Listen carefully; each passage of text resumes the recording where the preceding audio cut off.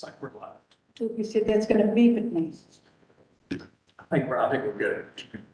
It's not going to beep? Oh, all right.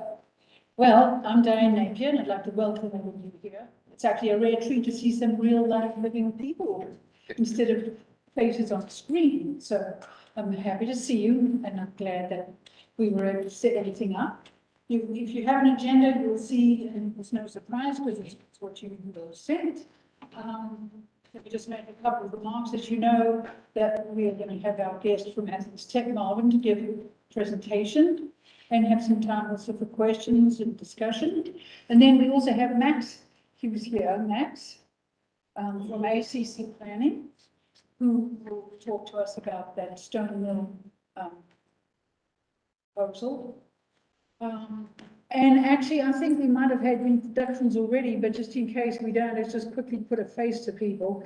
I'm Diane Napier, Vice Chair. Keith Sanders. All right. And Mike Matthews, Airport Director. And our Davin Welter, Business Coordinator. Jeff Benjamin. And also a member of the Ops Committee, so Jeff has looked at the proposal in detail. He's our newest member, by the way. And some of you hadn't actually seen him in the flesh, so welcome again. All right, Marvin. Yes, Marvin. Craig Westman. Right. Also a member of the Ops Committee. At the back, Jim. Jim, you get Okay. Frank. Hey, welcome. And all with RSH. Okay. Jason Martin Smith. All right. Well, let me then say, let's turn to the first item or gentleman on the agenda. Marvin, as you know, agreed to come and talk with us. Do you have something you want to project? Yeah. You want to slug it in? Marvin is the Economic Development Coordinator at Athens-Clarke, and actually we met him, Mike and I did, at the end of June when the Chamber of Commerce had a forum here on economic development and workforce issues. And then actually he invited me to Athens-Clarke for another forum when there were other people there, groups, largely other community leaders and also manufacturers and people from companies in the 12-county region. And we've been trying to get him to come and talk to us in person ever since. You know, it was becoming a bit of a challenge. So anyway, Marvin, we're happy you're here. Wonderful.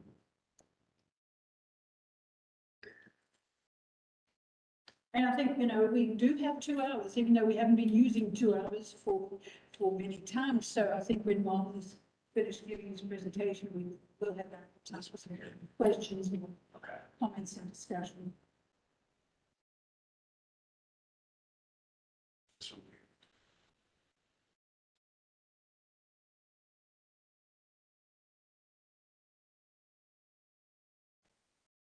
This one.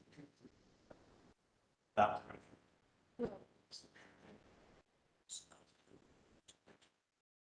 But Okay. yeah. Start. Yeah.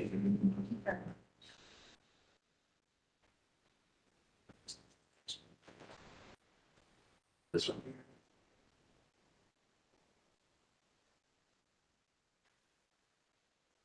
Let me say good afternoon once again, ladies and gentlemen. Thank you all for this opportunity to share with Athens Technical College. Even though I may go through who are we, what do we do, I'm with the Economic Development Department of Athens Technical College. And let me just tell you the difference between economic development and the academic part. We're the non-credit course class part of Athens Tech. There's an academic part where the students have to go through, get credit for their various classes. Then you have the business side. We are the business side of economic development. Alvin Collins, our vice president. John Nursing is director of business industry leadership. David Barlett, CNA, certified nursing program assistant myself. Jennifer Shea, economic development coordinator. Tammy Huggins, our assistant. And Tiffany Barnett does our Pearson testing that we have to do. So I'm not going to go through every little thing, but this is what we do. We're the non-credit workforce development for lifelong learning opportunities. We are training existing workforces, small business development, support manufacturers, which is what we do. We support the businesses that are out there doing the business. We also face, we are facing the college, a lot of companies in our 11 county areas, what we do. Sorry, I'm trying to share this. Oh, no. But keep going. Yeah, so that's what we do, that's who we are, in a nutshell. Now, today, I just wanted to I'm gonna talk about one program in particular, because I had an opportunity to bring my class, one of my classes out here. They toured the airport, then we also had an opportunity to go over to one of the aerospace companies that we partnered with, Acris Aerospace, here in Athens, Georgia. But we do have students who are very interested in the various productions of what we do here in the community. And I've always been fascinated with the Athens Airport, you know, what it does. I used to be proud of going to Athens-Tech. I was with the Classic Center. And one of the things that we certainly wanted to do was get an airline coming in here so we could bring in some more business. I worked with Paul Kramer. If any of you all know Paul Kramer, he was real big on, you know, let's go get those conventions, let's bring them in here. And my biggest challenge was, you know, can we fly into Athens? You know, and can we land in Athens? And we'll see if he's. Yeah. So we got it. I've got it here. I'm good. Share application can just come out of that one. And unfortunately, I cannot see that on my screen, which is just bizarre that I can see it there, but I can't see it here. Okay. So we're sorry about that. No problem. Can you go to the next slide? Technology. Technology.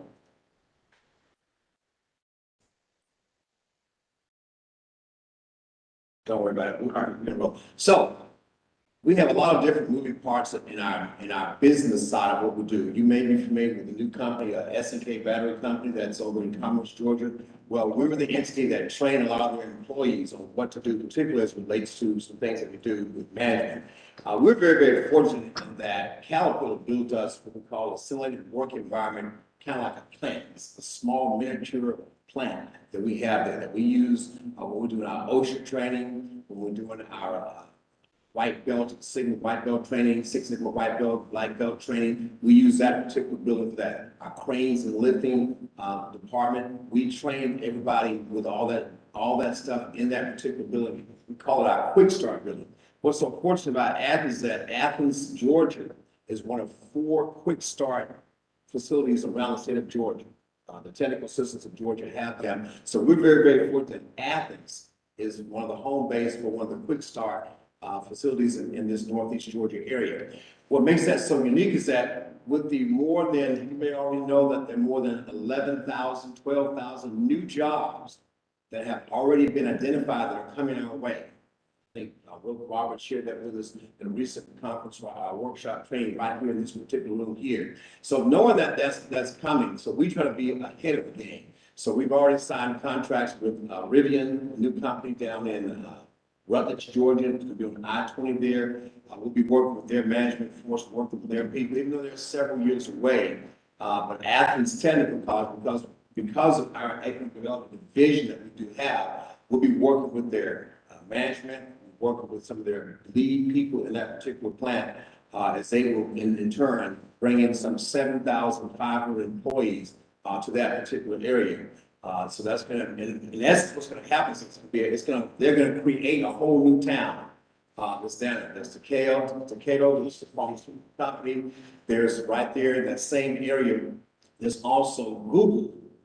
A lot of people don't know that Google's, when you get online right here, everything about Google goes through Rutledge, Georgia, and Newton County right there, and they have it's almost like a city of just people, you know, they're set up there to make things happen for the servers right there in Georgia, worldwide, right here in Georgia. They just expanded to double their size because they're growing just that fast. And so at the end of that particular street where they're on, with Takedo's on one side, Google's on the other side, at the dead end of that particular street is where Rivian, with a 24-hour operation, and believe you me, they're turning the dirt down there. They're making it, it's gonna be, it's gonna be something else. I know one, landowner, this little old lady, she got about $2 million for her little house. One of the farmers got 8 million for his property. So people said, of course, you know, there's some controversy with regard to some people saying, well, they don't want it there. Believe me, it's coming. Take my word for it, because the governor says it's coming. They've invested a lot of money, and the state took the lead in this particular project. It wasn't so much the Newton County government, Morgan County government. The state took the lead in this and was able to lure Rivian to there. So going a little bit step further with what I do, one of the things that I do is a program called Manufacture Ready. And Manufacture Ready, I think some of you may have. I'm gonna pass these out right here, if you don't mind, to everybody. And I'm gonna give you some highlights about this program, because this is a very good, innovative program that we've been able to work with at Athens Technical College. And more importantly, what this program is, a 4-week program, in which we take our individuals, our students, people that have been starting at 18 years of age. We take individuals who may be unemployed or underemployed, folks. And what we do, we take them through certification with OSHA 10, with basic forklift operations. We also work with CPR, first aid, AED. We do the Lean Six Sigma for white belt, because for white belt, it goes to yellow belt, it goes to black belt. We do the ACT work keys. We teach people how to do resumes, make some things happen. What this program does, because we work with the Northeast Georgia Regional Commission that covers about 9 of our counties, we also work with the East Central Georgia Work Source, which is out of Thompson, Georgia. They cover our Washington, Wilkes County. They cover the Hollister County as well. So we're working with them. And what this enables us to do is to take individuals through a 4-week training program. We bring in retired individuals in these areas. And a lot of the gentlemen, people we bring in are military, because they did this in the services. They come in, they teach all this, the certification with regard to electrical wiring. They do an absolute awesome job in doing that. So it's a 4-week course that you come out of here with about 5 certifications. And the most important thing is that the companies, if you get ready to apply for a job with these certifications, believe you me, they will come after you. Each individual that goes through our program, has an opportunity to get at least, at the very least, 5 to 6 requests for his or her employment. They're going to be given job offers with a minimum of 5 companies because of what they go through and because of the actual contractors and the military people that train them to become certified in these particular areas. It saves the company. Most importantly, it saves the company money alone, because just going through the white belt training, OSHA itself is about a $3,000 investment they would have to pay for. The good part about this is that the individual student who goes through this program, because we're working with the WIOA program, they don't pay 1 dime. They do not pay 1 dime. Of course, they have to meet certain criteria, but they do not have to worry about the expenses of getting this training. So you got a great package of OSHA, basic forklift, CPR, white belt training, ACT work keys, all this package for you in a 4-week time period, which makes you a hot candidate. A hot candidate. So what we do is, like when I brought the students over here, we went next door to the company that works on airplanes, because some of the students are very interested in doing that, because they have an opportunity some of the people love engines, and so we brought them out here. Actors Aerospace Company has hired a number of our graduates from our program. And they're like one of my main partners. Margo, when you come, when are you going to, we go out, we call site visits.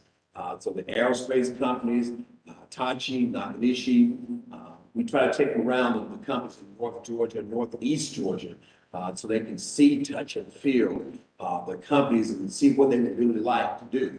And we encourage them to please take advantage of that opportunity to build a relationship, because they will actually, some of the students will actually see the HR director maybe twice or 3 times in that 4-week time period. Number one, the HR director will come out to Athens-Clarke and give an overview of what to expect when you come to our place of employment. That's step one. Secondly, we'll actually go out to visit several companies during the course of that 4 or 5 week period. And then thirdly, when we have our graduation, some companies are there ready to shake that person's hand and actually invite them to come in for an interview. We had one student class, from my most recent class, within 3 weeks of being in our class, she got a job with Kubota up in Jefferson, Commerce School. They saw, and she was, when I say a go-getter, when I say she learned fast, and she was, and she went through the interview part early with us, we taught her some skills to polish up some things, because she had it in her all the time. We were able, and she was able, after our 3rd week of class, this is when we're doing 6 weeks, after our 3rd week of class, she got a job. Kubota offered her a job. And I told her, you can't touch her until after this 6th week is up, because we want her to get the rest of her certifications. And that way she can become, she'll have all of her certifications at that particular time. So it's not, if a student has it in them, some companies will be able to recognize that even after 3 weeks of being on the job, being in the class itself. But after 2 encounters with Kubota, they wanted her. They hired her, and she was able to go. They were there for graduation. I congratulated her. And there were other companies that say, well, can we talk to you over here? But sometimes you get those gifted students who are hungry about what they're doing and very, very, very aggressive about that. So some of our skills that they can obtain from this, they can obtain skills in 3D printing, ACT worksheets and set blueprint printing, cranes and riggers. I told you about the electrical circuits, electrical basics, measuring instruments, logistics, polymer extrusion basics, they torque wrench, and the 5 S's as well. They learn how to become professionals at what they should be learning about. They learn how to interview, they learn how to present themselves. We went to a job fair maybe 3 classes ago. I had about 10 students with me. And each one of my students was able to walk out of there with a minimum of 3 job offers. Newton County does an absolute awesome job. Piedmont Technical School, they join forces together. Don't worry about it. They join forces together, and what they do is they have a big job fair at the conclusion of their program over there. So we were in a position to take our 10, 12 students to Newton County in Covington. And they had, each one of them got a minimum of 4 job offers. Come on, how do you recruit? Well, I'm glad you asked that question, because just yesterday, I spent about a month, in our 10, 11, 12 county area that we go out. I go out, I beat the highways, the streets. I go to churches, I go to city council meetings, I go to county commissioners meetings. I work with the economic development department in each county. Yesterday, case in point, I spent the first half of the day in Wilkes County, because we're getting ready to start a class there October 24th. So there's a lot of groundwork that has to be laid as far as making sure our building, we have a campus, adult learning centers in every county. So making sure that's laid out. I work with it, and by the county, one of the county commissioners who's really big on what we're doing. He came in, talked to me, had one of the city council persons to come in. They came in, they talked to us, and trying to keep that balance between city officials and county officials. It's a tricky thing in rural Georgia, I'll be honest with you, it's rural. But the bottom line is that I shared with them that the most important thing is that we want your citizens to become gainfully employed. And if we can just stick with that, we're gonna develop taxpayers. At the end of the day, at the end of this 4 weeks, people will be able to feed their families, take care of their families, get a 401k, get some vacation pay, because most of these people, again, they for better words, they've had a rough time in life. But we're changing, we're impacting individuals' lives. We're making them feel good about themselves, feel good about that. So I go to the communities, I go knocking on doors, I go to community meetings. You just have to go where the people are. So that's part of what I do.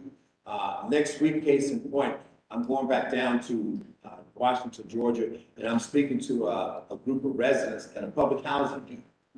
Okay, In working with the director, the property manager there, we know that there are a number of individuals there who could benefit from this program.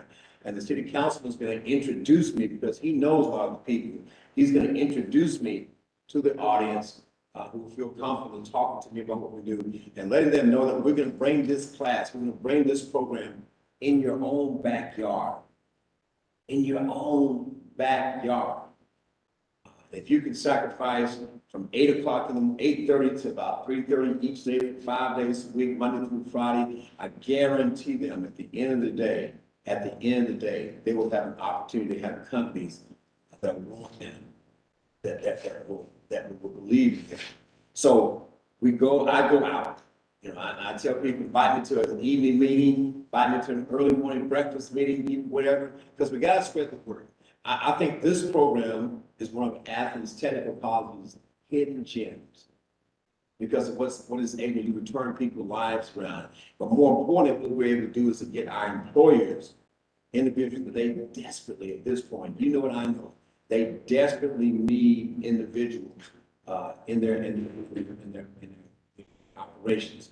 So we're in a position, Athens Tech, to help them do that. We're helping the companies, we're helping the individuals. It's a good marriage, we feel, that's going to benefit so many people, and more importantly, our goal here is just to, give people an opportunity to change their lives, impact their lives. So I beg of anybody, hey, look, if you know a group of people I need to talk to, I will come talk to them. I'm here to sell Athens Technical College. I'm here to tell people about what this program and what the economic development department will do. Yeah, we're constantly getting the employers who need training for that leadership people, and that's great. But you can train all the leadership in the company that you want. You don't have somebody out there on that plant floor.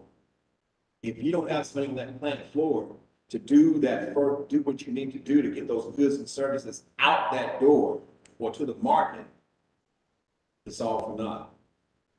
So that's what we're here to do. That's why we're having SNK, Rivian, that's why we're having a number of industries here in Athens-Clarke County and all throughout the Northeast Georgia area, working to improve their labor force, trying to make more people aware of what they're doing. So you scratch my back, I scratch yours. We're going to help each other to be successful in this thing called business. That's what we do. I'm open for questions. Does your this program or related ones at Athens Tech, other training, can it work for government agencies? Absolutely. Athens Airport, UGA, Yes, sir. Works, or... Let me tell you about one program we got. October 25th through 27th of this month, we have a program that we work with the federal government on, and we got a grant. Hazmat training, anybody, your people who deal with this, hazmat training, that class is free. October 25th through 27th, it's free. I can see the literature back to you, because Athens-Clarke County is taking advantage of incentive. Up until about a year ago, the federal government says, no, you can't train government employees because the class is about $15,000, but it's free because of the grant that we get per individual. So 3-day. Colonel Davis comes in here. When I tell you Colonel Davis is serious about his hazmat training, he is very serious about his hazmat training and making sure that each individual student who comes in this class and within a 3-day time period has went through the Code of Federal Regulations. He's taught them, tested them. They walk out of there with a certification which will help enhance what they do in their jobs. That's just one program. That's just one program that we do. We do Excel training. We have someone in our office who does Excel training, introduction to computers. We do a number of things. Forklift training. We do that here in Athens, as well as in Monroe.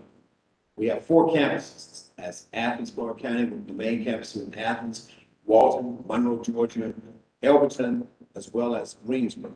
If you ever get a chance, the governor's coming down next month to do a dedication because they spent about $8 million in upgrading the agricultural.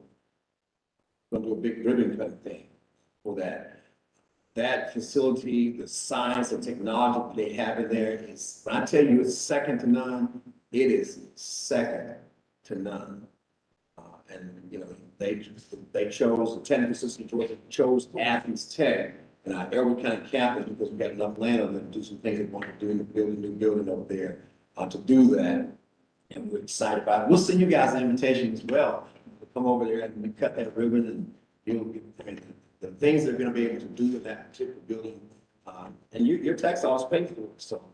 But yes, we do work with local government officials, local governments, their entities, their various departments. We're getting ready to go down to Greensboro to do a training with their county, with their city employees. And we're gonna work with Mr. David DeBose, and we work to set up an agreement to do a training for their county employees as well. Because what we find is that a lot of times, yes, they want the training, but they don't have the time to come and take a whole day to come to Athens. So what we're doing is we're breaking it down and going down in the evening.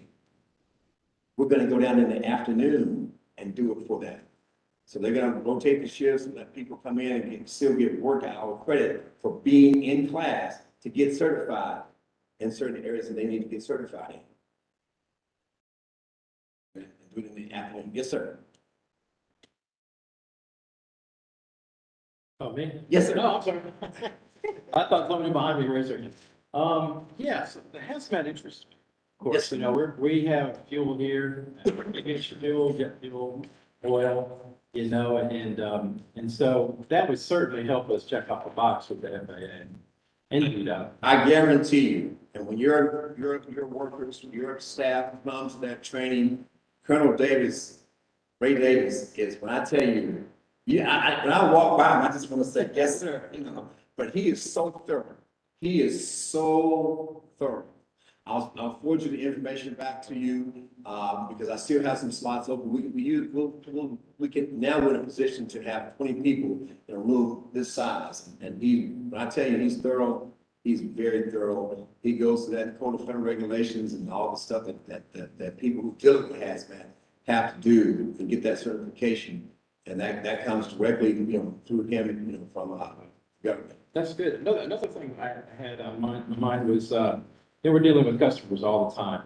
And sometimes the employees that we have, you know, they're younger and they're not really skilled in customer service. Do you have anything like that? We do. Okay. We do. Mr. James and we do a customer service class.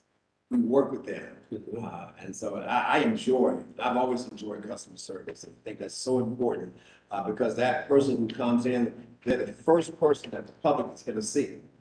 The first person they're going to see. So we offer that with our continuing education training up there in our department, economic development. That's fantastic. Yes, sir. Thank you. Yes, sir. Yes, sir. Well, I had noticed, you know, this is not airport related, but I had noticed we had pest control. Yes, sir. What is that? Well, what we do is we're the testing agency for the state of Georgia for pest control.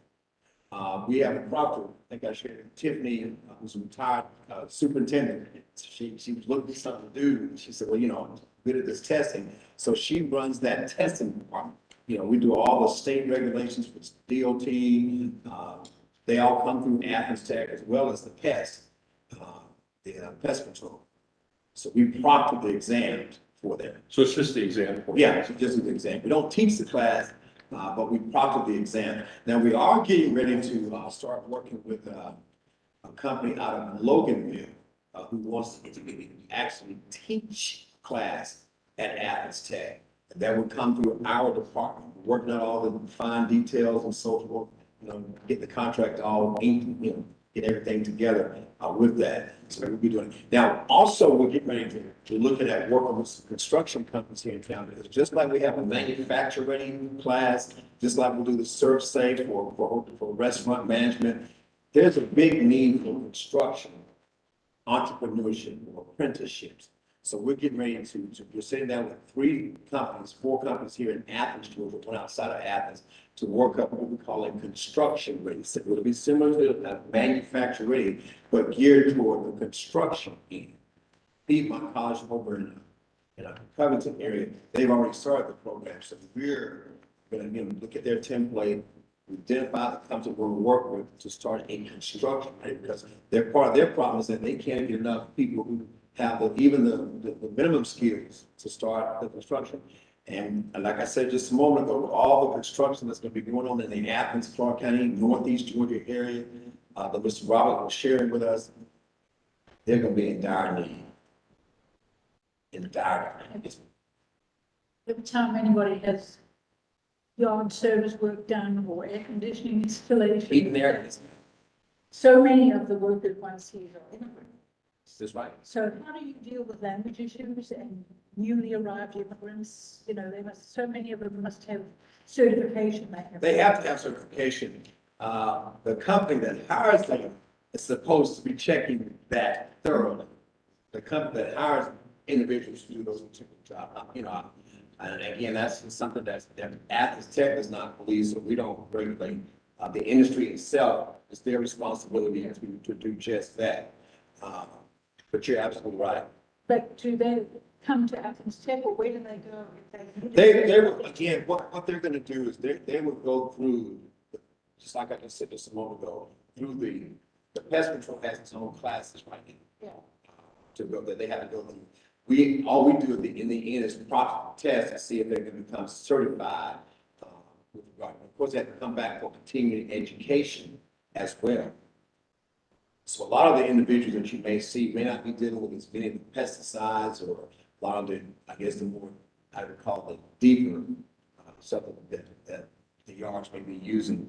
They can get away with just doing just the minimal stuff of cutting grass, trimming the bushes and so forth, as opposed to doing the actual planting. Whatever the case may be. Any other thoughts or questions?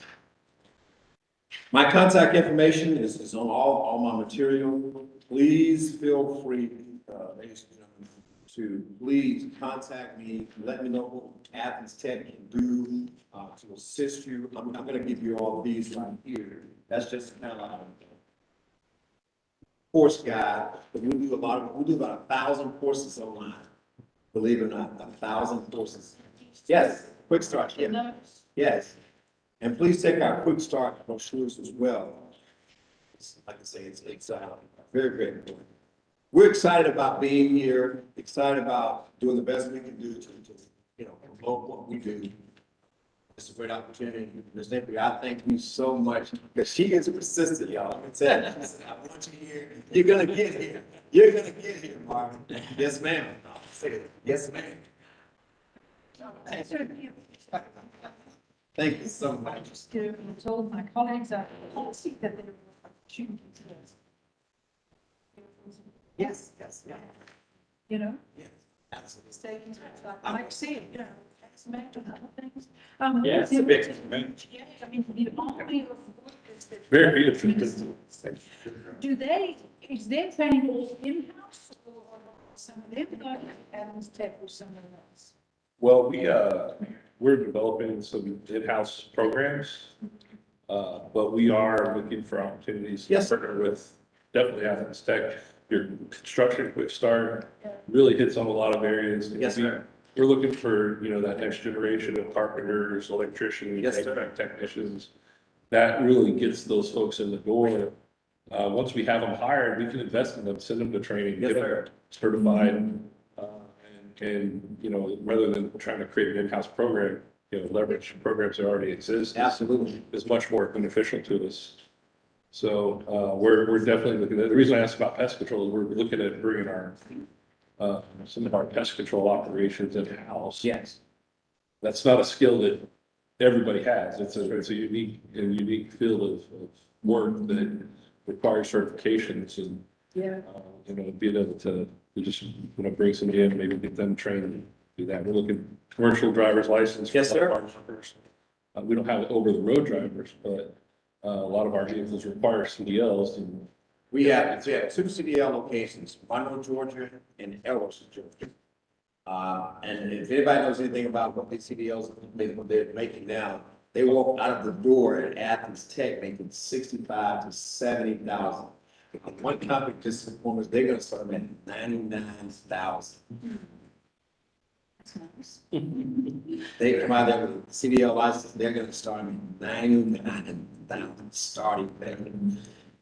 Not bad, not bad. Thank you again. Thank you, ma'am. Something actually. Thank you. Yes, sir. Thanks. Yes, sir. You're welcome to stay if you want. But Well, I'm gonna let y'all. But I'd say I'm a proponent of the Athens. Let me tell you, even before, I started working in classes in about 8, 9 years, Paul Raymond. So, but the things that we saw, particularly in the tourism industry that we dealt with, we traveled all over the country. And the first question I was, how close is the airport? How close is the airport? Yeah.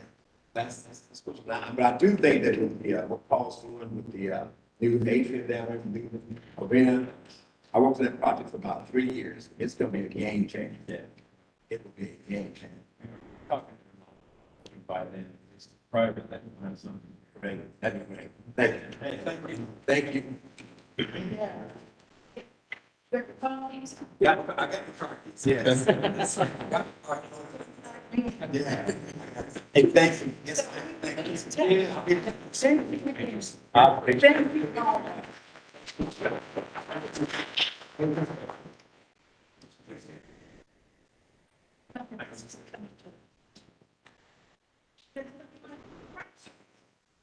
Yeah. Hang on, let's do it. And Devin, you've got that? Yeah, I can tell. Devin's got that, so this is Max, and Casey's here as well from the developers. And so we can have some discussion or general presentation from them. Unfortunately, the chair of the Ops Committee is not here, but Craig is here and Jeff is here as members, and I'm sort of attached member as well. So once you give an overview, then we can have some discussion. Mike, obviously you will have some insights. And in his communications, David did sort of intimate the ingredients of a recommendation, what his concerns are. So we can address all of those. So, all right, so Max, good to meet you, and we're glad. So, like I said, my name is Max Doty. I'm one of the planners at the Athens-Clarke County Planning Department. I'm one of the planners who's working on the report for this proposed plan development over 199 Stone Mill Run, but 450 Baldwin Street might be the better spots where Williams and Baldwin meet. So that little curve there. And so this location is essentially the current apartment complex there, as well as the convenience store on the front of Baldwin.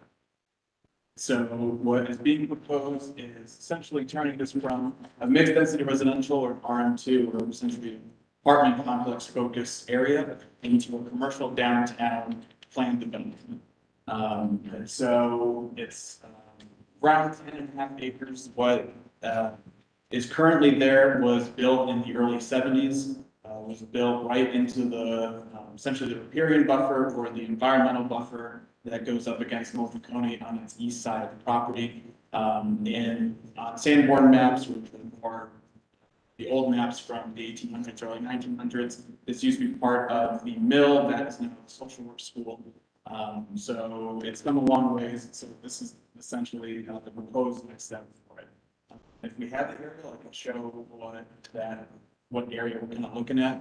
Essentially, this is the property that is not right across the way, but as you can see, essentially overlooking Sandwood Stadium and campus itself. To the south, we have the Coney Hill Cemetery. On the east side is the river, and to the north is the Mitchell land development. It's currently being built. So what's being proposed is essentially around 900 or 970 or so bedroom apartment complex for students only. Right now, there is about 400 beds in the current complex, and it's going to be across 2 buildings that one will be 10 stories, another will be 5 stories. Part of this development is essentially to overhaul the site as a whole. So it is to take away all of the current buildings and move the buildings away from that environmental buffer. And then essentially be semi-mixed use with commercial facing the front of it and with the apartment complex behind it. There is also going to be a parking garage that is being proposed for around 650 cars. That will be used only for those who are living in the complex, as well as roughly 90 parking spot, surface lot behind the development, closer towards the cemetery, which will also be used for the students or the tenants, and it will be gated. That being said, along the eastern side, there is a proposal, or part of this proposal is to create essentially a park of sorts that is open to the public, so folks can use it for kayak launches or just another access point for the river. Max, can you point out on that slide on the screen where the river is? Sure. So essentially, this part of the property line is the river itself. So typically, property lines along rivers either go into the river itself, into the center, or they hug the river's bank. For this purpose, essentially this, I guess, hammerhead-esque shape is the river itself as it comes through and then down. As our last speaker was just speaking about, if we continue up the river, we'll be getting to the Classic Center arena area. And so the majority of what's being proposed is away from this area, mostly towards the center with the parking surface lot in the back here. And so Casey, correct me if I'm wrong, but the 10-story section will be the smaller section of it. Yeah, so it's actually, it's one structure in entirety. The 10-story first portion is on the western half of the property adjacent to the rail line. And then the 5 and 6-story portion is wrapping the parking deck for those parking units. So, and then also, I believe on the 7th level, there's a pool that is being proposed, a pool amenity area. And then the 10-story, the 3 extra stories above it will be looking at that. Let's see, I think the only other major key of note is the commercial will be facing Baldwin Street itself and be around 8,000 square feet of commercial space, which would be to be determined about what would be that. Outside of that, the rest of it coming from the planning side of things, part of our review is looking at all aspects of this. So from design standards to what this means for impact of the area as a whole to architecture, basically going through the full rigor to make sure we're looking at all of it holistically. So that is the general overview. I can answer some specific questions on it, especially with site plan related architecture stuff. However, obviously Casey is the one who's in charge of this project at Smith Planning. He will be obviously a fantastic resource for you to ask more guts related questions. So Max, give us a thought just on the issue of it being a planned development. What makes it distinguished by? Yeah, so planned developments are essentially when developers are asking for a few waivers than would be allowed. So for this development, the 2 waivers they initially asked for are for essentially having first floor housing, which in commercial downtown, then you need first floor commercial. So that's their first waiver. Their second one is with the buffer itself, being able to do some. In terms of, that's essentially why it's development. And so part of our review is also looking at those requests, discussing amongst myself and Dan about what that means, why is how. Is that answer? Yeah, sure. Okay. Casey, do you want to share some thoughts on this? yeah, absolutely. I can hit on a few more key points. So it is a purpose-built student housing development. We're looking at 10 stories at the highest portion of the site, but it is coming in under the average height as required for Athens-Clarke County. I believe 98 feet is the average across the board. One thing just to note for the airport authority, so the top elevation, of the roof line of this structure is actually 2 feet lower than the elevation of the end of the runway here. So, and in terms of the, I know that's the big consideration and elevation of that. So this entire site, due to the existing topography, I mean, we fall actually 60 feet at grade change across our site down the river. So it's kind of sitting in a hole anyway. So I think that helps, maybe y'all's terminations, but we are outside of that way. And the mark, does it sit higher than this building? Yeah, I believe it does. Broad Street is so, It's steep. yeah, I mean, elevation wise, yes, it's, the ground plane elevation is much higher than we are here. And our chair of the Ops committee, he sent an email, but there was some notes in it saying that the 9-story, the mark sits at an even higher grade, so that's why I asked. So that's the mark at the top center, isn't it, the very top? Yeah, so this is the market sign, it's the south building, this is the north building, and this is going down. This is the Newberry housing development right here.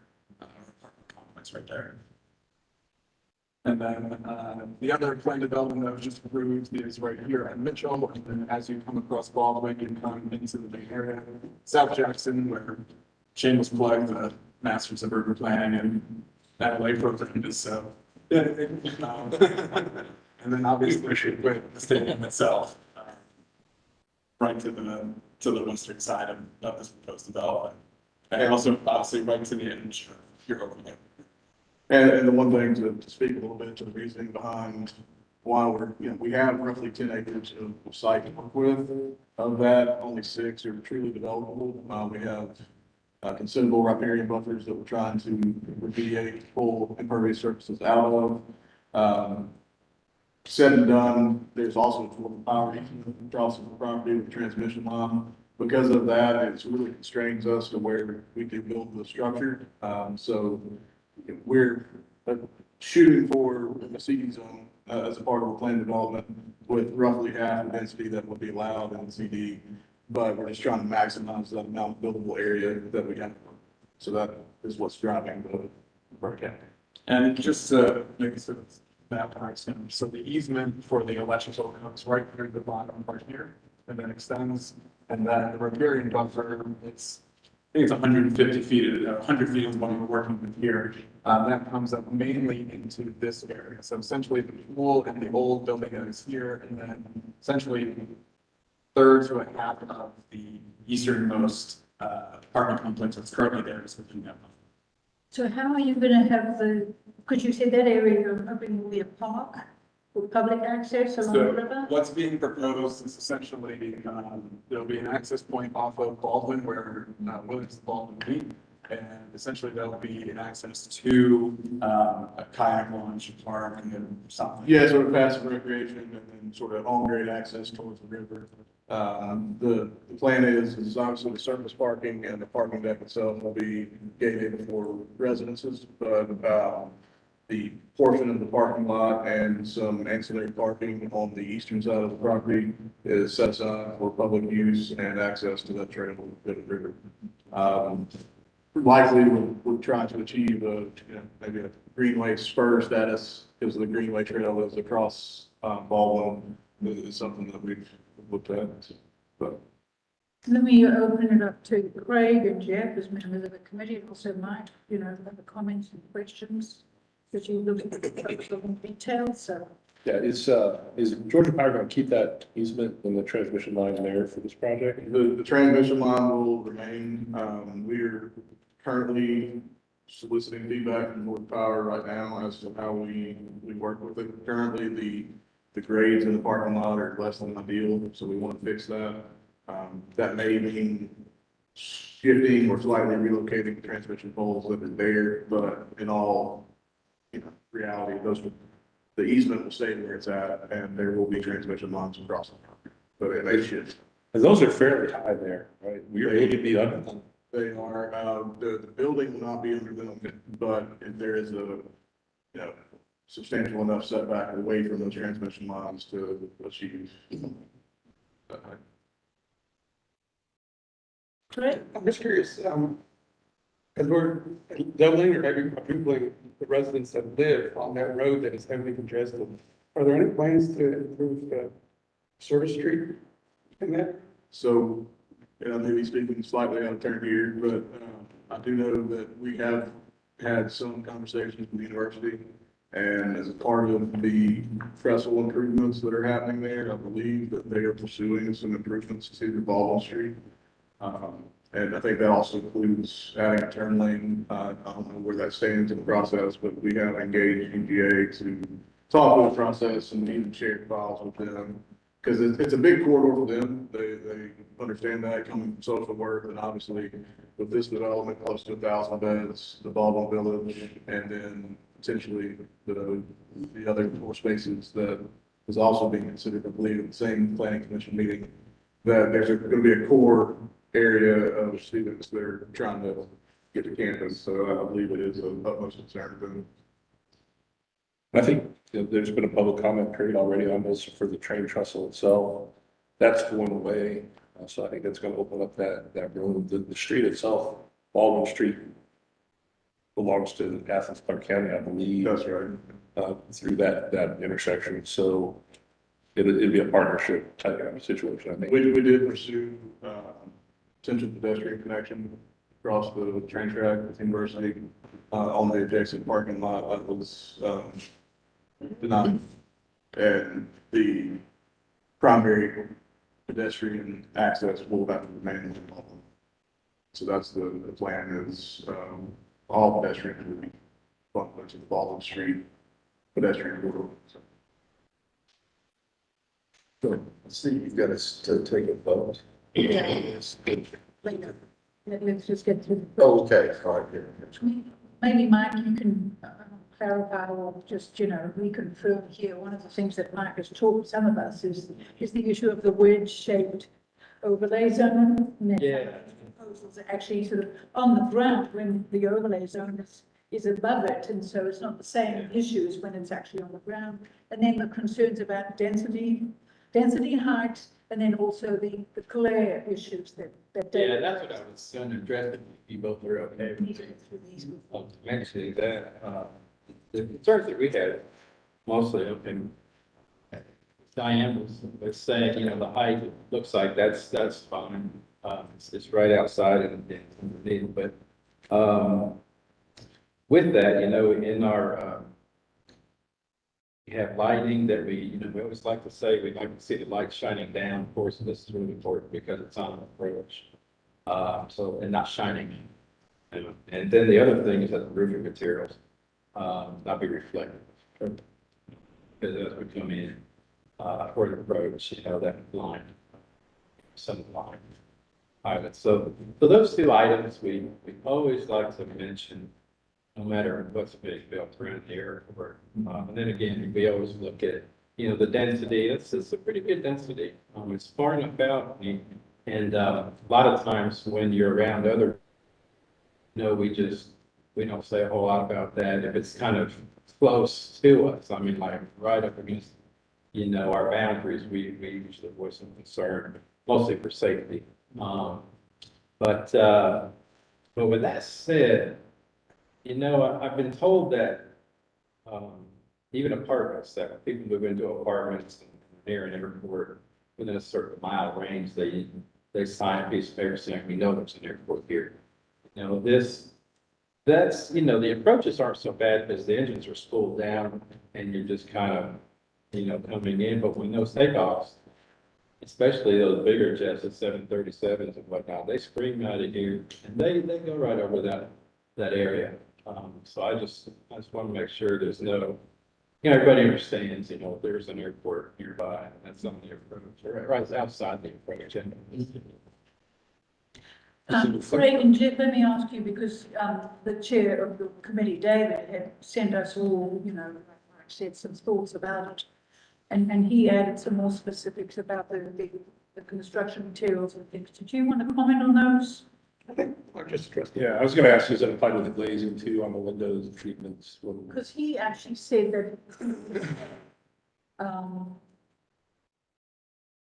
that there should be amber lighting systems. It was about the lighting systems on the entire property rather than just the major portion that falls underneath the overlay.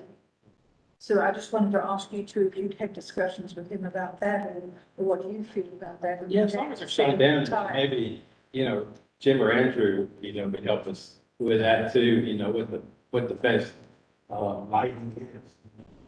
Well, let me ask you this, I mean, do you apply the dark sky lighting to the planned developments like in others? So part of what they'll have to deliver as part of their plan development is a photometric plan, basically showing how much foot candles each light is giving off. And so we'll look at that. Each area of the plan development has a different standard, and so entrances can go into a higher foot candle than just a normal open parking spot. That being said, I say adding to that, so, we're not seeking waiver on any lighting standards for Athens-Clarke County, so, obviously this is very early in the process for us in terms of site planning, but, at this time, we don't anticipate or that we will need to waive from those typical standards that are set forth, and they'll be reviewed during construction. yeah, and then the only other thing is we are looking at the site side of it as a whole, the pool itself on the 7th level, that lighting is all looked at by public health. So they'll be the person review for that section. We'll look at it too, but in terms of the pool itself and the lighting that it gives, under the water and all that, that's public health. So that'll be Andrew and Curly. Yeah, and I've really never had any issue or anybody really bring up the fact of the type of lighting, just that it wasn't shining. That was shining down or away from. Our code has it as well. Yeah, it does, yeah. Yeah, we don't want anyone calling us not white. Yeah. So you Sure. think there's enough of a market for another big development like this just for students? As long as they keep bringing them to us, that's the, Largest class in UJ's history this year. Yeah. What was it? until next year. I don't have the final numbers, until next year. Yeah. It's 50K though. Like it's something. Yeah, I don't know that we really had planned to do it that way. It worked out great for us. Last time it was Thursday. Max may disagree with me, but I tend to believe that we are under, for what, need for student housing. Someone trying to buy a house and definitely gonna disagree. So Jeff mentioned just kind of, let's say, I just want to make sure you got it covered about, coating. The window glazing, the treatments on the window, I mean, sometimes you can get, that mirror effect off the windows, even under the best of circumstances. I mean, is that going to be a problem for pilots? I've never heard that it was. Have you guys heard anything?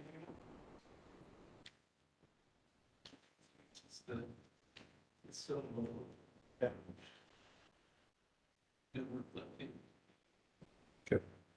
I want to think about construction cranes being marked in my, probably Yeah. construction. That's 7461. Keith, you had a question, sorry. No, that was it. I just, Okay. Jeff brought that up, I was going to make sure it was covered.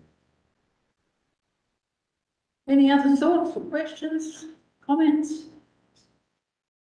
Normally what we do with this is after we have the gentlemen give some insights like they have and take questions, then we mull it over and pretty much come to an agreement, because this goes into the staff report, doesn't it? And you get it turned around pretty quick too. Yeah, Yeah, October 6th is the planning commission for it. yeah. Yeah. The quicker we can get into the wrap. Yeah, so they usually vote on it, like this meeting, and then we'll send it to them. Yeah. It sounds like we're pretty much in agreement, we've talked in this meeting already about concerns or the conditions, if you like, and we're sort of on the same page. But I think it really helps to have you come and visit. We really like you to do that. So every time we have a proposal, I'm going for asking you to come if you can. Can't promise I'll be the planner signed it.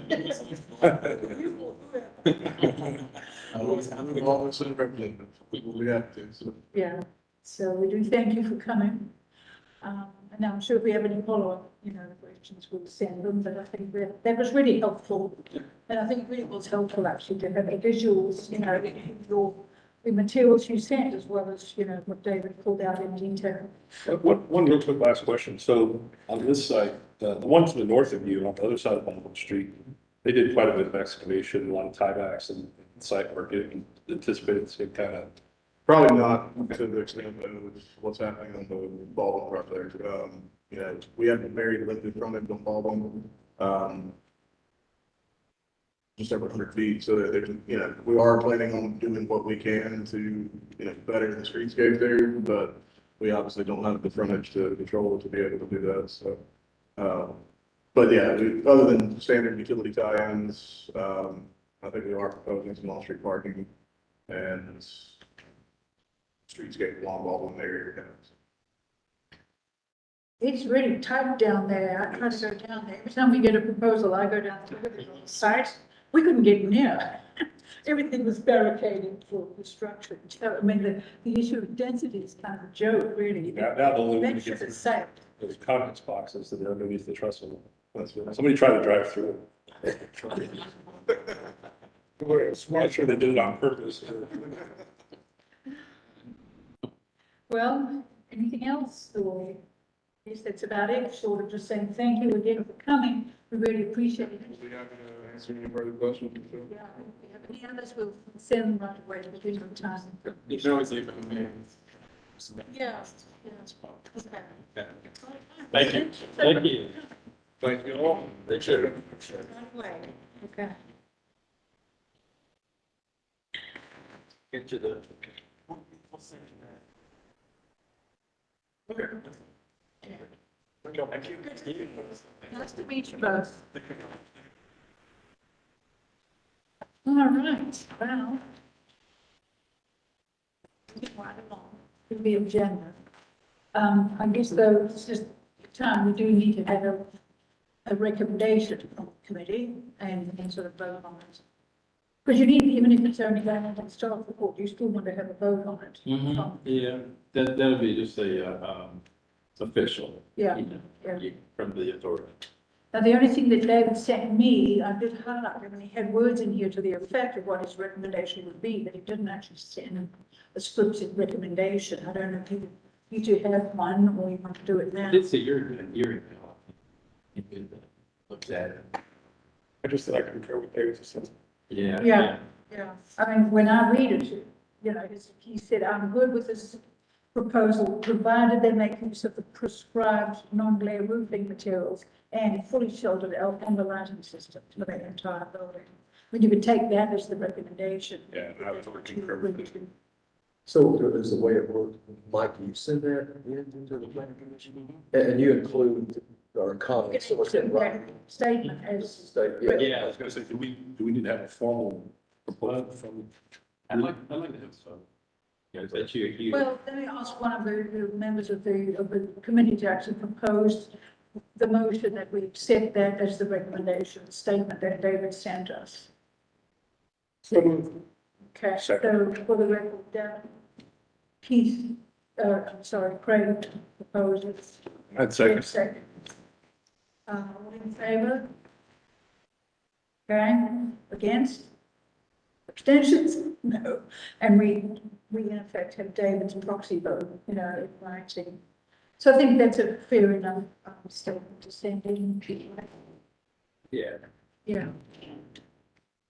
So, actually, we weren't told in case it was coming, but that's fine. I mean, more the merrier. I just think, you know, every Yes, an time. open meeting. You better show up. Yeah. Any other thoughts about this? I just wish they would, I mean, I know we managed to do it this time, but we're always under the pressure of time. You know, and you know, I thought we kind of sorted it out with Brad and then that, well, give us more than a day or two. Some of you guys are busy. We did, but they've had some turnover in personnel, so we've got to get back on track with it. Yeah, I guess we can just urge or request. You know. Yeah, I'll make sure they understand. I don't want that to be lost in the shuffle of, you know, folks moving around and retiring. Yeah, I mean, it was fairly straightforward this time, but sometimes in the past, we've had quite Yeah, two Had it proposals been where another location, it might have been a different. Yeah. Yeah. Yeah, it take a little bit more than 2 or 3 days just to knock it out. yeah, absolutely. But I like the fact that they gave us as many visuals and things. You know, sometimes we've had everybody's, you know, saying, where is this now? Where is this now? You know, really, where we're talking about it. And when I get in the pockets, I look. So I guess we've made some progress there. but, Yeah. you know. Well, just one recommendation for them too is when they bring these, instead of just showing the topographic overlay, if they could show the 3D overlay to show where that wedge is. Yeah, Where they're building on this, because I think that has a. That really would be helpful, yeah, and that's not rocket science to do it, you know, yeah.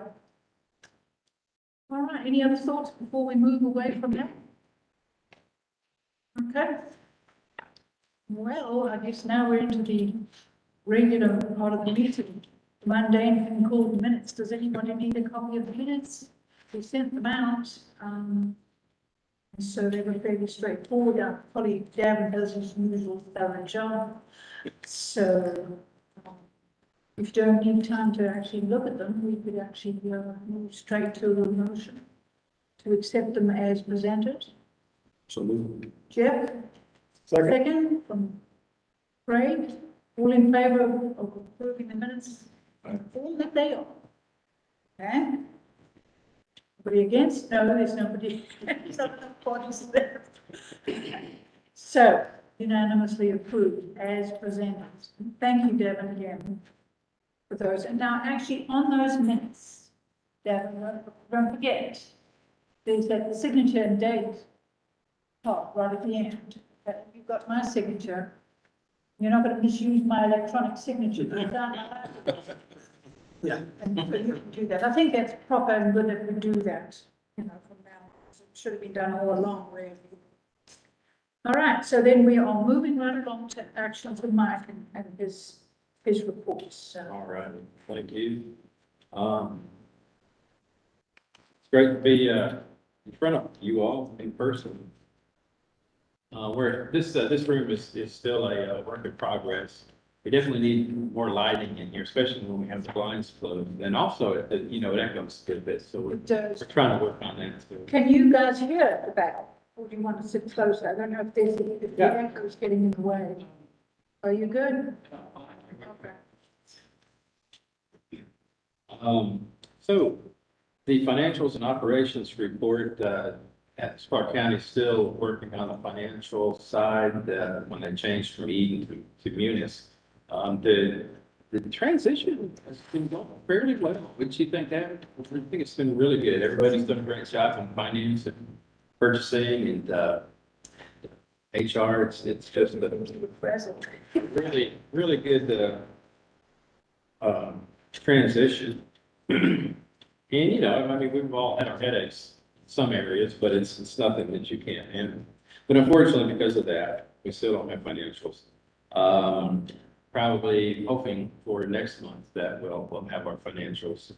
I'm not quite sure. Have you heard that if we're gonna get any of the back lines? I don't know, we may just get a quarter Yeah. and we'll just have to use that, but Yeah. hopefully, Fine. yeah. I mean, hopefully we can get monthly. Yeah. So with that said, I'll move on to capital improvements. We had our flight check on the localizer last week. Hold on, Mike. There was the issue about tenant issues. Oh, is that something too? Yeah. Oh, yeah, it is. Thank you very much. Okay, so the tenant issues, the leases, payments issue update. We're working on that. There's a few people that are behind as far as, the payment issue. I think that was what was concerned, isn't it? I suppose. Nothing, that's way out there. I mean, we're on top of it, but there are a few, that kind of linger along, and a month here, a month there. And, if we get to, a couple months, we're gonna, of course, we'll call on them anyway. But if for some reason they get more than 2 months, then we get, further action. But nobody's really come down to that point, where we have to take any kind of action like that. They usually, I think after 3 months, they usually come, back. But, we get those folks. And then the tenant leases, so, we revamped, this when Angela's here, and I'm going back because there's some people that weren't here. We revamped the leases, when Angela was here, the T-hanger leases. And, we sent them all out.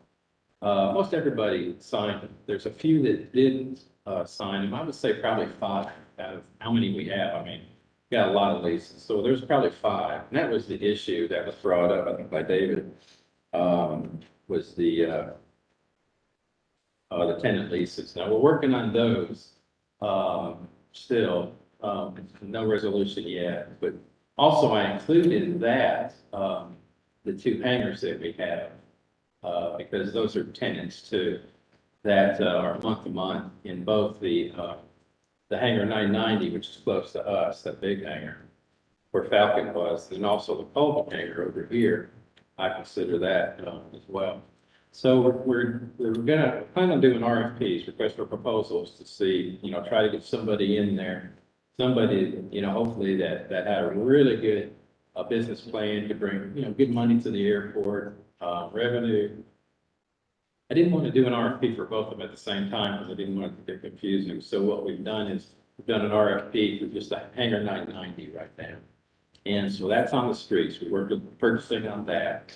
And we've had some interest in it. We've got a walkthrough on October 4th. Can't recall the other dates, but there are deadline dates as to when the RFP is supposed to be in.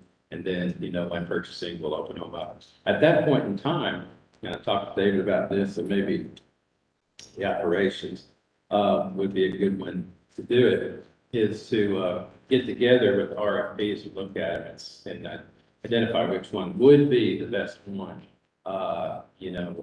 best suited for that on the airport.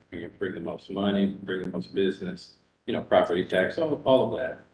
And so that will be coming probably in November, if I could get together. I would give the person, now this seems excessive, I told him 45 days, he's asking for 90 days, because right now he has a TSA screening business in that hangar, and it takes 90 days for TSA to get their stuff out of that hangar. So I'm mulling that over right now. If he did not, because he's gonna put in an RFP as well, or respond to our RFPs. Because he has not only that, but other future business that may be coming to the airport. So he's interested in that hangar as well, even though it's month to month right now. If for some reason I told him he doesn't get it, we do have other areas where he could continue to do the TSA screening, if he wanted to. But anyway, that's where we stand right now on a lot of the tenant leases and the payment update. Any questions on this? It's still moving along. As far as capital improvements, the localizer was flight checked and it passed. There were some irregularities with it, I guess. And I think what it is, when they flew it, they found some irregularities, but it wasn't anything that would jeopardize or compromise the integrity of the localizer. It was more or less that they were getting some strange signals, and they thought it was coming from some of the metal objects out there. We had a field truck that was out there in the grass, and that could be it. We have some earth moving equipment, that could be it. So anything that we knew might be in the way, we tried to move. But with that said, they passed it. And our localizer is without getting technical, our localizer is a localizer DME approach. And DME means distance measurement equipment.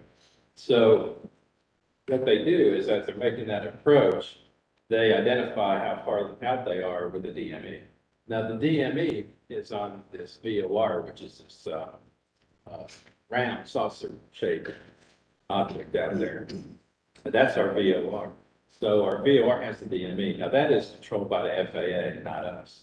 Unfortunately, they couldn't keep the localizer on because there's an issue with the DME. And what they found out was that it's in the antenna of that DME. So the FAA is fixing, repairing that this week. And I'm not sure if flight check, I guess flight check will come back out and fly it again. And just make sure, that DME is properly working. So, also the 220, I'm not sure if I sent this out to you all, but the 220 project, if you recall, when we when we, got the grant, you know, we anticipated, I think, August. And correct me if I'm wrong, Andrew, but I think it was August. And then we were asked, by the contractor to wait till October because of, supply chain, you know, a lot of materials that we needed. And, that was fine for me because we had football season. And now he's requesting in April, which is even better for me because then football season is out. You know, we don't have to worry about any construction on that runway during football season. And in April, you know, that project shouldn't take very long anyway. And April would be a good month, I think, for that project to start. So that's where we are right now. I think Andrew sent me a notice to proceed yesterday, I think. Request to move the notice to proceed. Okay. To April, so. That's what it did. Yeah, so just want that. Yeah. And so I've got that. So we're well on our way for 220. We're excited about that project. Taxiway Alpha, we're having meetings right now with Astra. We did issue a notice to proceed with Astra. And we've got a meeting with them to identify some of the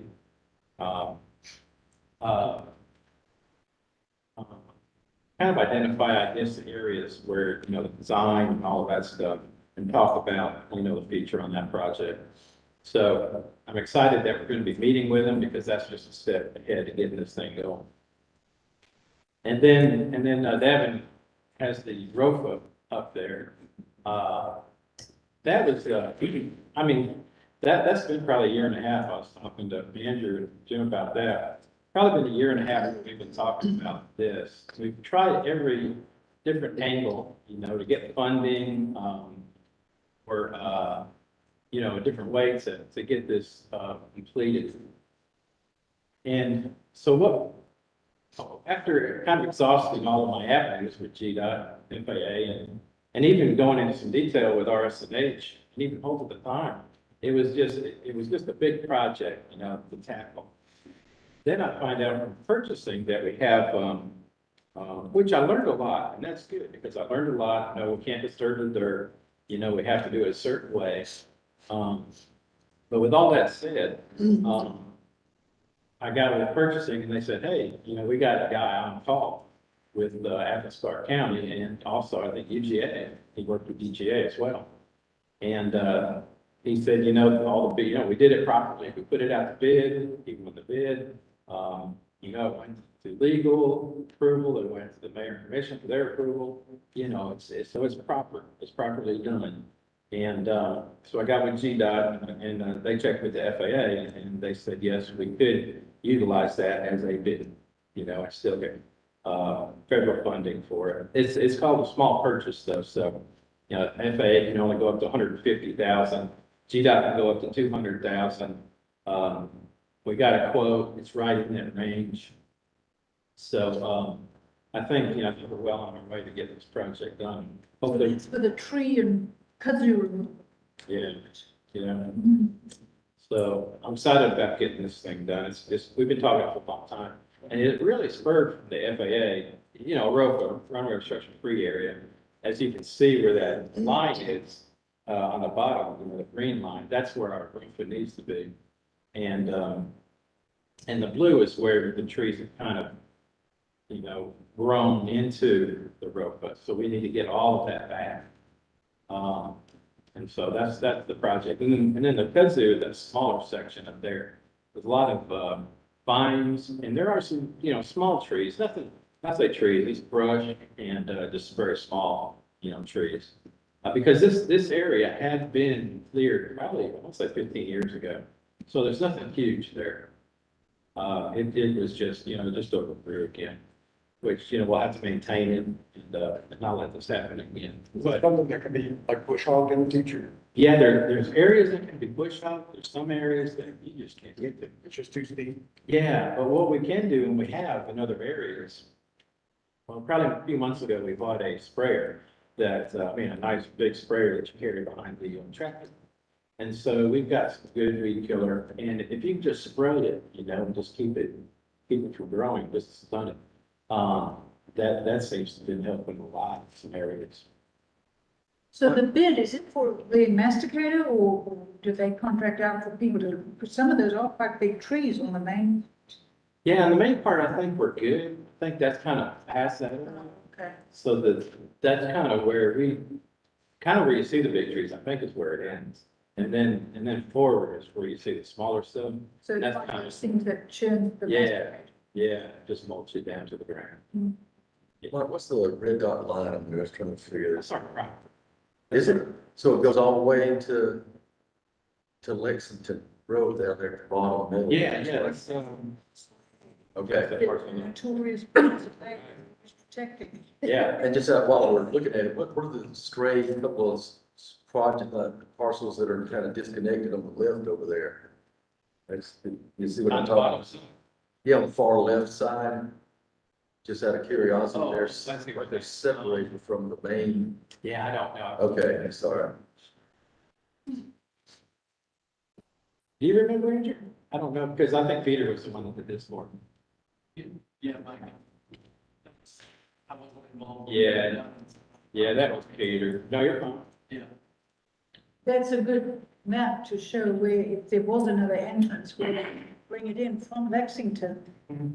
right in the middle at the bottom, and then either to the right where parcel A is, Yeah. or to the left around the end of the runway to Lions. Yeah, yeah. That's what they're scheming and thinking about. I know.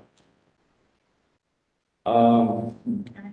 And then, let's see. I think that's all I had on the capital projects. Marketing and outreach. We had anything, Dad? I I can't. know we've had, a couple of tours, Yeah, classes, all of them, it's done. yeah, School kids. Yeah. yeah. Have you looked at the, Facebook, I think it was, somebody was requesting, two. And if you haven't looked at it, look at that. I meant to respond, I didn't. I figured, I'm not seeing that.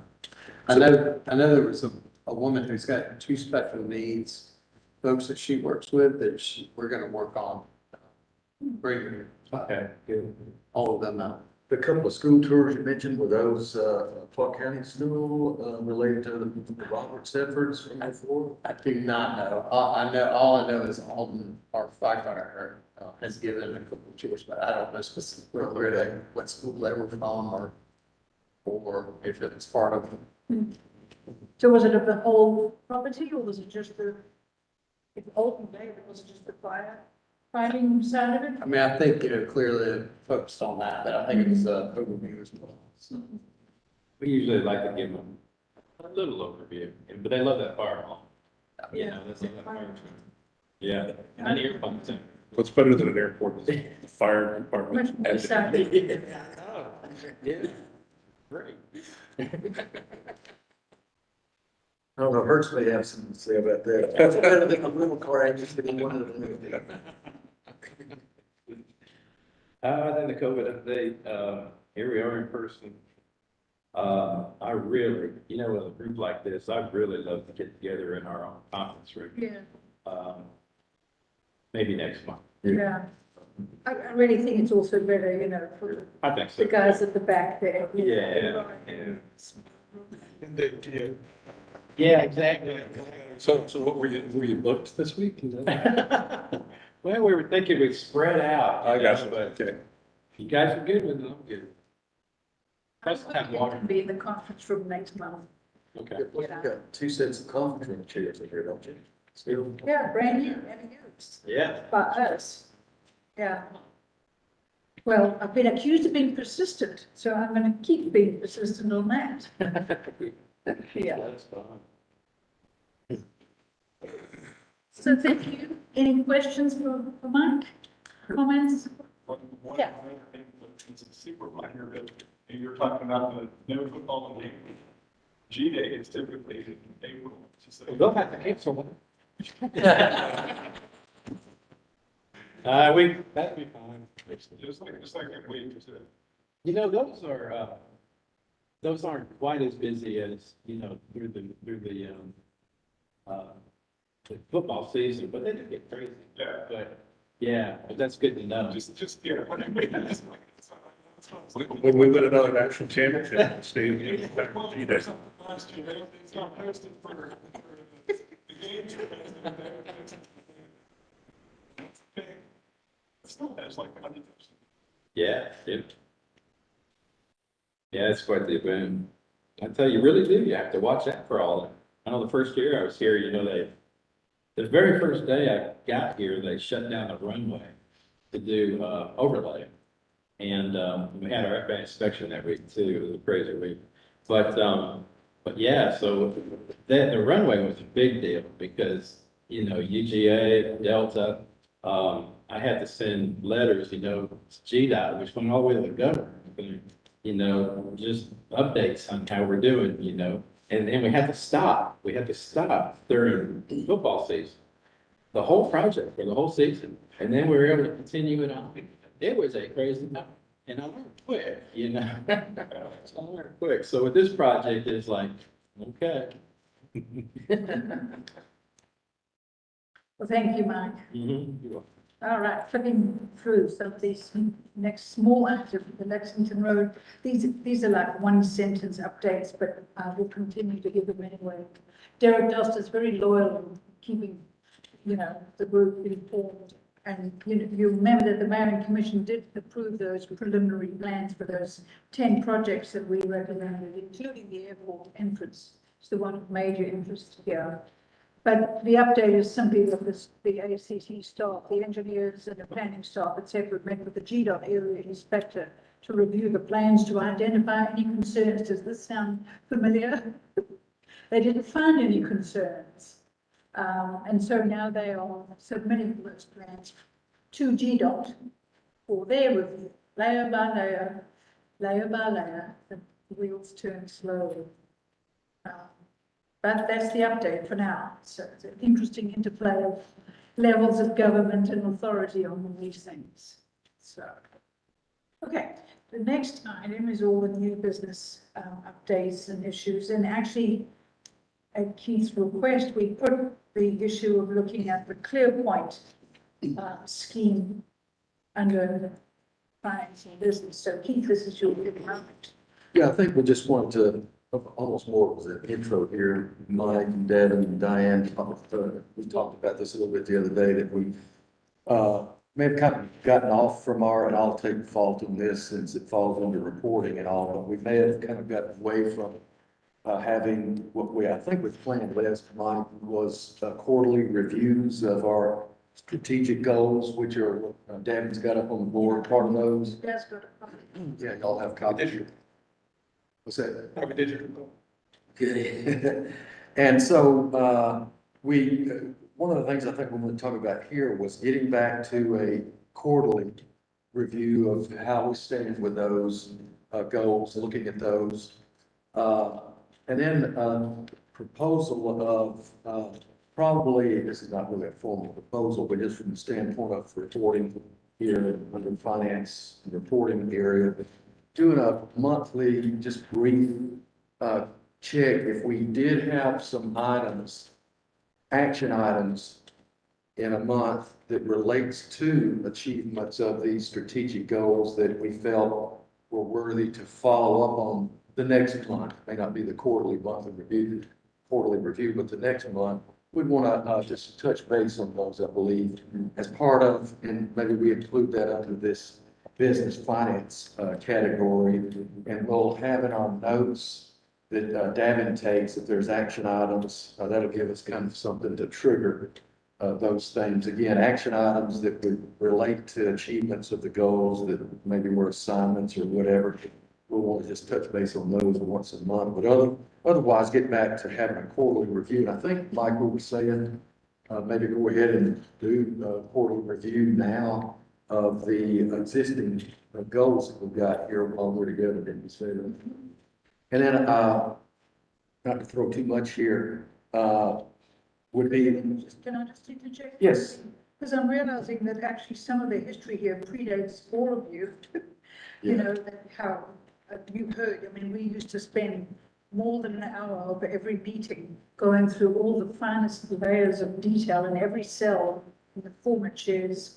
spreadsheets on exactly what was or wasn't changed, etc. And so that was what ended up resulting actually doing nothing because everybody got saturated with it.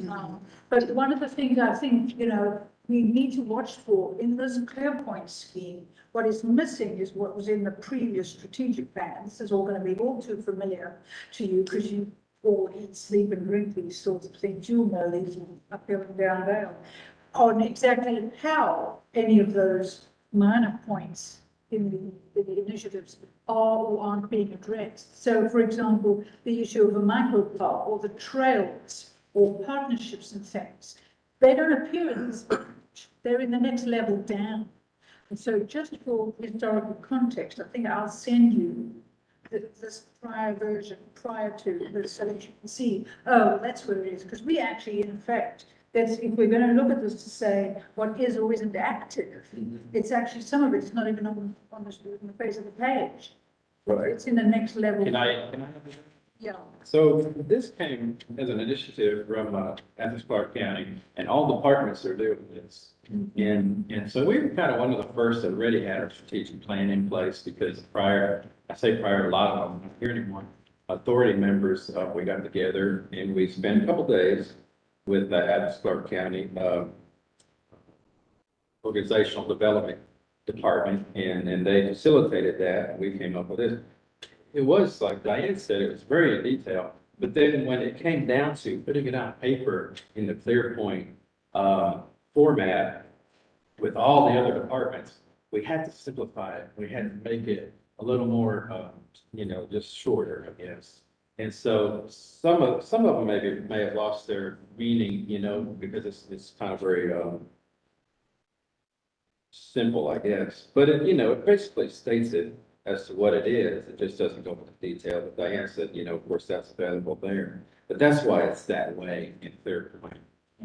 Because the mayor commission looks at it too. They didn't want to saturate them with just a bunch of words. Well, I think what we talked about the other day, which, when the ClearPoint thing is their version of it for downtown. That's the level of detail that they find practical and useful. But for us internally, we also want to, have a handle on what is or isn't moving forward or what has been decided as no longer, desirable. I'll send this to you and you can file it in the appropriate place, but I think you may find it interesting to see some of the detail. You'll see under goal 2, all of the capital improvement projects that Mike talks about.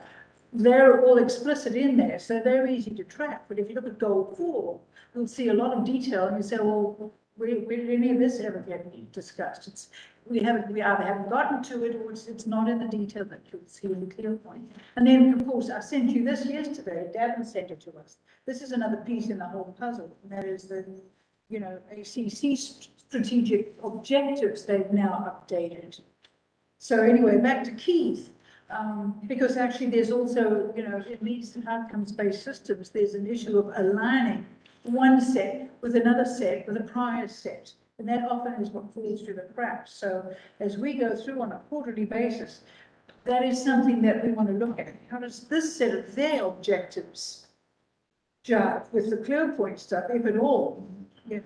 So with that, that's kind of like the third part of the discussion is we've got the current goals we want to do with review, and Mike, I don't know if you can kind of carry us through it since it's on ClearPoint here. We do that review. We'll talk about what we're going to try to do going forward with the quarterly reviews and then a monthly, just quick check on action items.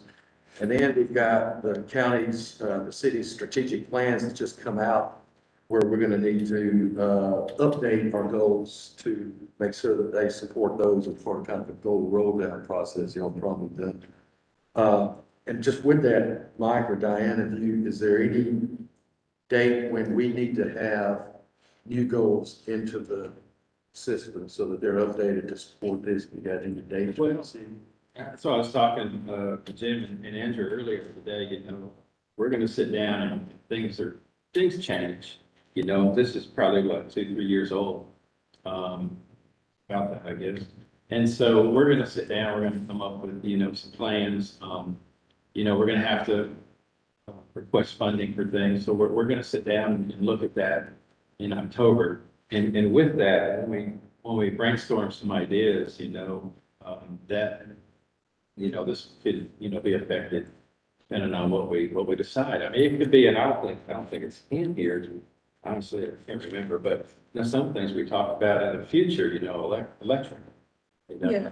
Electric, single engine aircraft are out there, and things like that. But if that's coming, we need to be ready. So that might be something we want to add, to one of these as well. So, right now, I mean, I haven't looked at this, and I'm certain everybody here has probably looked at it too.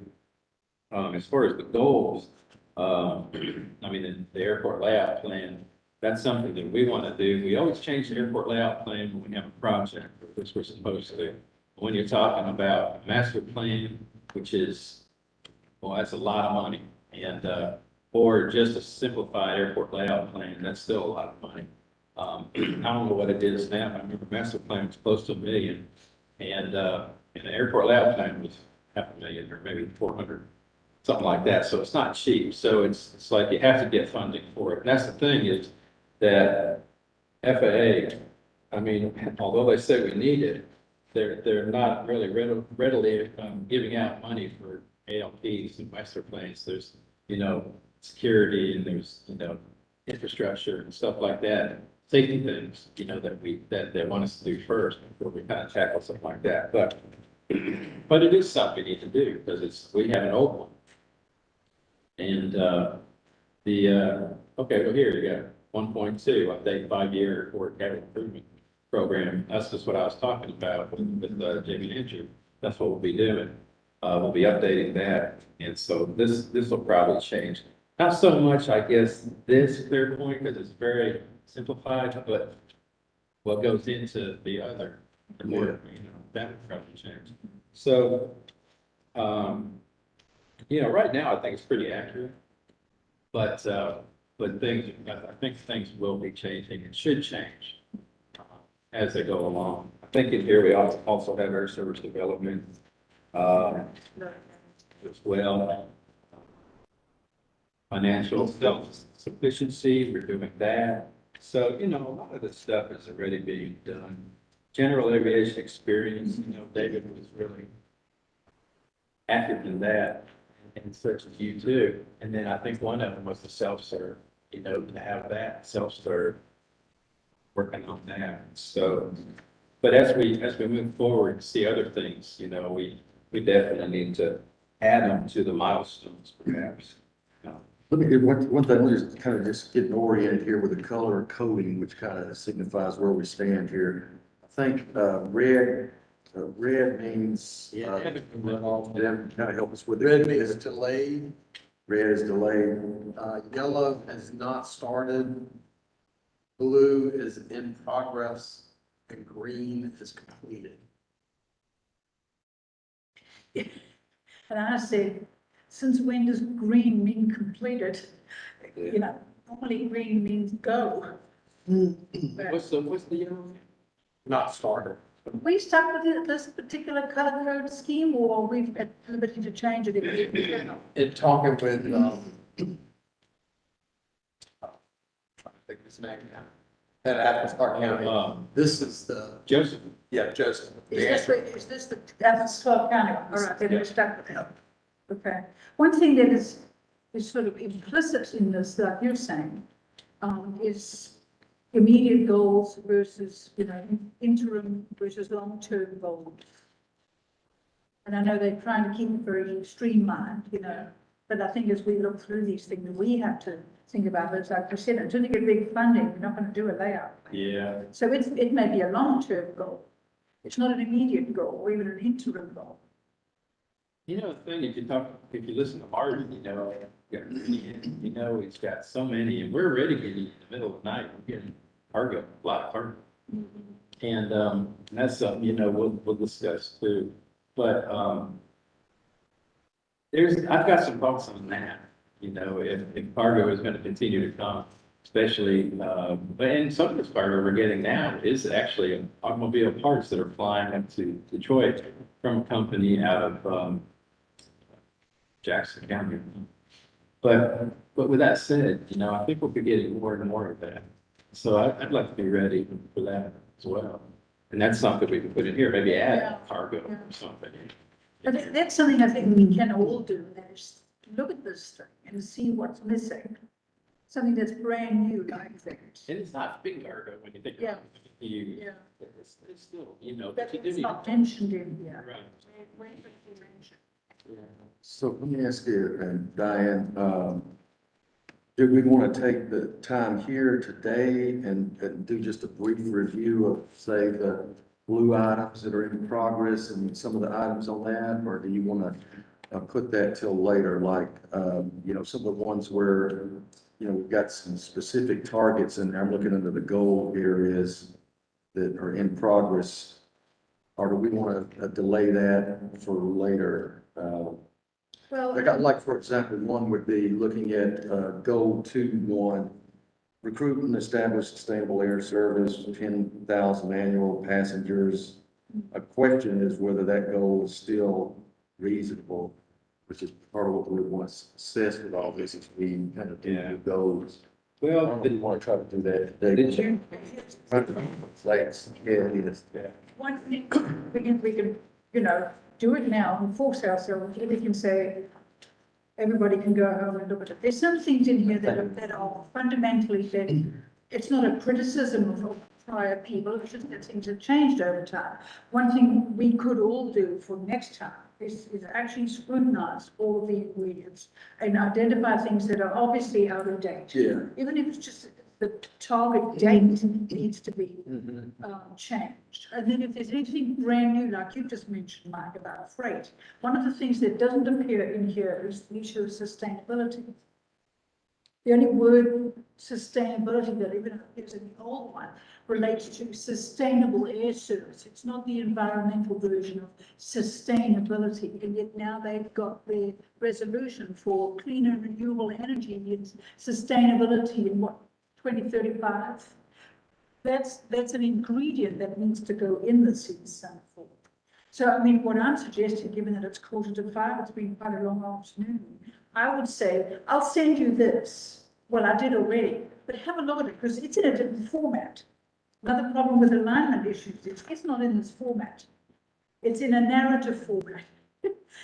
Oil and water, you know, chalk and cheese. So, but and sometimes, you know, these are just, again, they're lip service. So how seriously everybody's going to take these at the next level up, who knows? But we still need to look at them. So I would suggest, I mean, tell me if you disagree, but it might help to just take some quiet time and look through this. Do some circling and say, all right, that just doesn't sound like it's still the case. Or that looks like, haven't you already done that? Or are we ever going to do that? Identify points like that, and then we could almost have a brainstorming session. Put it up, Right, and yeah. then mark the thing up and update it.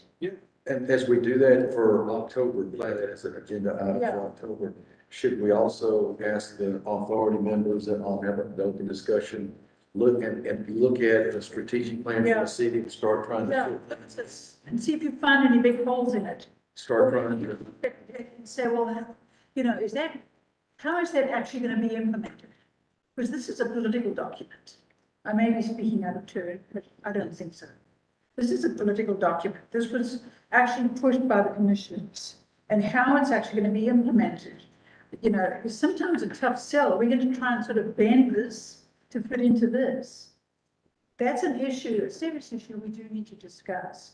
So I think it might actually help to have a sort of a structured, focused discussion on that. right, yeah. Tell me what you think. Craig, you're looking at me like I'm crazy. Oh, no. I don't know enough about it. Have a look at it and see. There should be things that jump off the page at you where if nothing else, you just want to ask. Mike, I or mean, clearly, something like that. a lot of the dates. Yeah. Got COVID. Circle I mean, Yes. date. Victims of COVID. Yeah, so a Yeah, lot they of, need to be fixed or, you know, extended, updated. There may be some things you look at and say, well, where is it? I don't see something like sustainability or something else.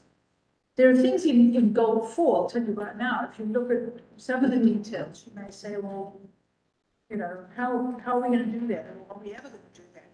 This older version of John was saying, you know, they were nobly thought out and written down plans. And we don't want them to just disappear because of a new format.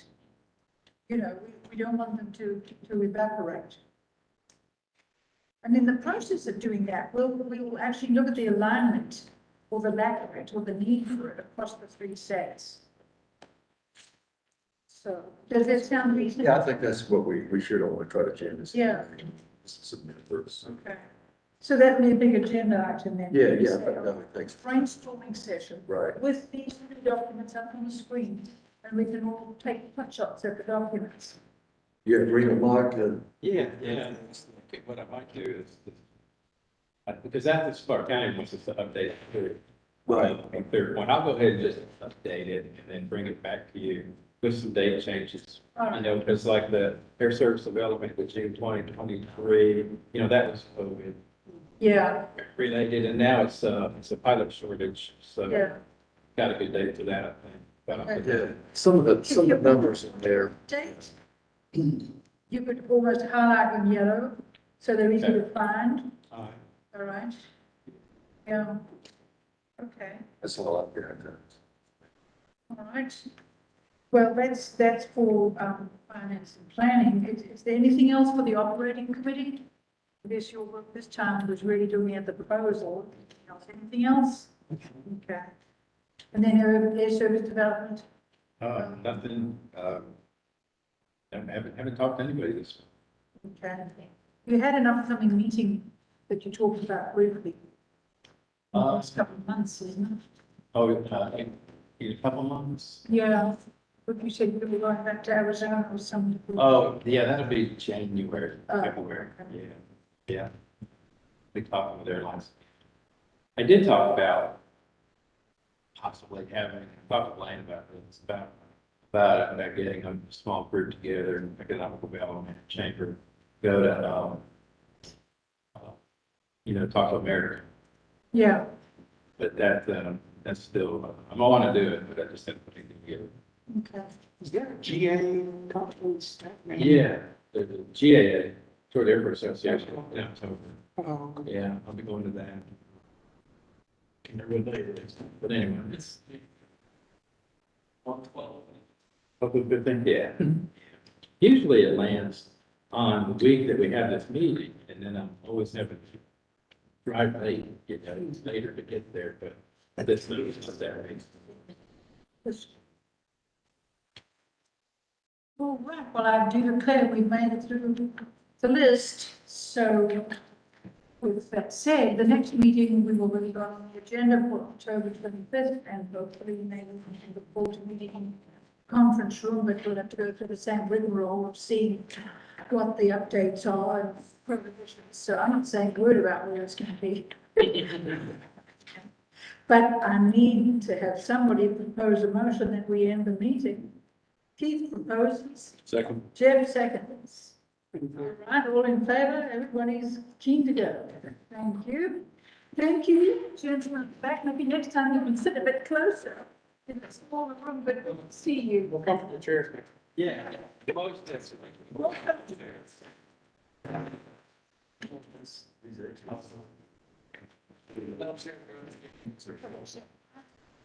Yeah.